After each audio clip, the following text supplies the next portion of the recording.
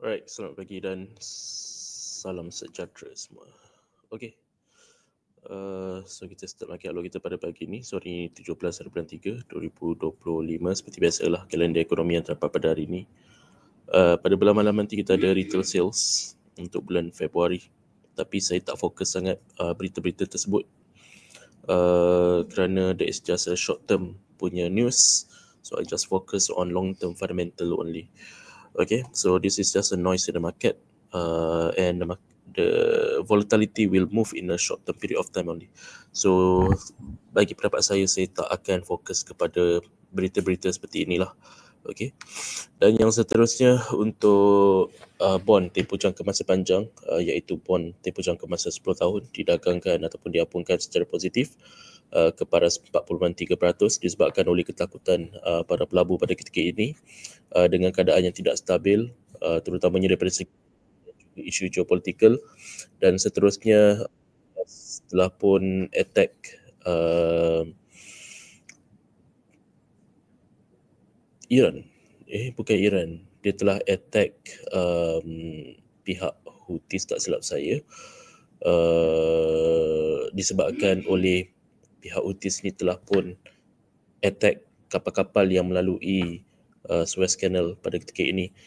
Jadi US telah pun mengambil inisiatif untuk bertindak balas terhadap perkara tersebut. Jadi kita jangkakan akan adanya peningkatan di dalam demand untuk berada di dalam pasaran safe haven, dan perlu tahu instrumen-instrumen safe haven ini bukan sahaja di dalam komoditi emas tetapi di dalam pasaran ataupun instrumen bond dan sebagainya. Itu juga salah satu instrumen untuk pelabur berlindung nilai. Jadi bagi retail trader seperti kita, yes, mungkin you guys tak didedahkan dengan financial instrument yang terdapat dekat dalam pasaran. So that's why you guys rasa macam gold is one of the asset yang kita patut fokus. Tidak semestinya. US dollar pun safe haven, tetapi kenapa mengalami kelemahan berbanding daripada yen dan juga CHF pada ketika ini. So you guys kena ada satu apa orang panggil, sifat ingin tahu terhadap benda-benda yang berlaku pada ketika ini, dan juga kena faham setiap apa yang berlaku ada relationship dengan instrumen-instrumen yang terdapat di dalam pasaran. So apa yang berlaku pada ketika ini, kalau kita lihat, walaupun situasi dalam keadaan yang tidak menentu, US dollar masih lagi dalam keadaan yang lemah, dan seterusnya menyebabkan mata wang safe haven yang lain sebagai contohnya yen dan juga CHF sebagai favor untuk pelabur memasuki pada ketika inilah, dan juga pasaran bond. Komoditi emas pada ketika ini berada di paras harga yang tertinggi. Jadi tidak wajar untuk mereka fokus memasuki ke dalam pasaran komoditi emas, dan juga volatility yang terdapat dekat dalam komoditi emas adalah tinggi pada ketika ini.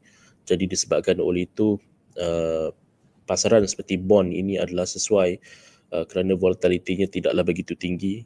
Jadi kita jangkakan akan adanya kenaikan di dalam paras harga bond pada ketika ini, dan seterusnya bond ini juga act as a leading indicator to commodity asset. So for example, kalau kita lihat dekat sini, bond yield suddenly rebound semula, dan didagangkan atas daripada fan line.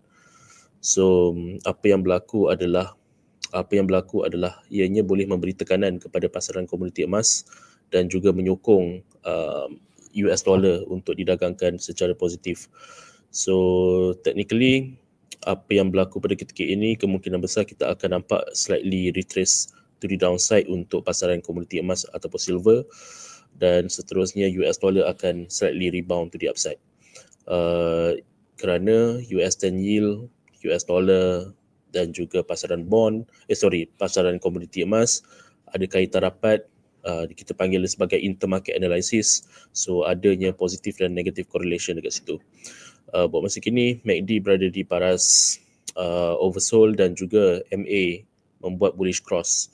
Histogram juga dalam keadaan bullish, jadi kita jangkakan akan adanya kenaikan di dalam paras harga, kenaikan di dalam yield untuk bond yield tempoh jangka masa 10 tahun ini. Dan yang seterusnya untuk Euro NZD, buat masa kini untuk tempoh jangka masa panjang di dalam fasa akumulasi ataupun accumulation phase, tetapi sekiranya breakout daripada sideways ataupun non-trending market ini, ianya berpotensi untuk didagangkan dalam keadaan bullish untuk tempoh jangka masa panjang. So anda perlu faham dekat dalam market hanya ada 3 saja phase. Kita ada accumulation, trending and distribution phase. So sekarang ini ianya berada di dalam accumulation phase. So next phase is a trending phase, which is trending phase up. So untuk tempoh jangka masa panjang kita jangkakan mata wang Eropah ini akan didagangkan dengan lebih positif berbanding daripada mata wang komoditi iaitu mata wang NZD. Dan lagi satu perlu diingatkan buat masa kini US dollar sedang melemah. Jadi pelabur mengambil keputusan untuk memasuki ke dalam mata wang berisiko tinggi. Dan seterusnya NZD yang bersifat sebagai mata wang komoditi yang ada kaitan rapat dengan pasaran komoditi di dalam sektor metals. Kita jangkakan walaupun walaupun komoditi didagangkan dalam keadaan yang positif, tetapi perlu faham di mana mata wang komoditi ini bersifat sebagai act as a, bukanlah bertindak sebagai safe haven, tetapi dia punya weightage ataupun pemberat itu tidak greater compared to high risk punya currency. So that's why currently weightage lebih kepada high risk punya currency.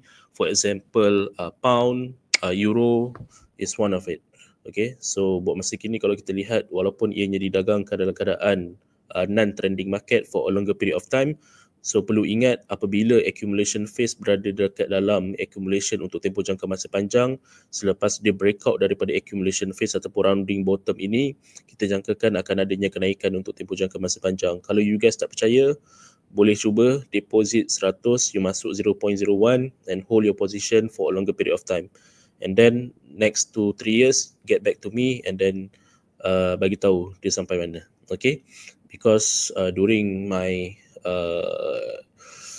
experience masa I kerja dengan broker-broker yang lain, saya telah pun buat analisa tempoh jangka masa panjang di dalam CHF JPY. Ianya telah pun bergerak secara positif sehingga 4 hingga 5 tahun untuk tempoh jangka masa panjang. Okay, so same goes to this after it break out from accumulation phase, and currently it is supported by single moving averages 50 months. So this is a long-term dynamic SNR. Basically, we should expect that the price will move to the upside. MFI also is above midpoint line, so it is indicated that the trend is still in the bullish momentum. So we should expect that the price will continue to the upside for a longer period of time. It could be for the next 2 to 3 years. Okay, so after breakout daripada accumulation phase ini, kita jangkakan akan adanya kenaikan lanjutan ke paras yang lebih positif untuk tempoh jangka masa panjang.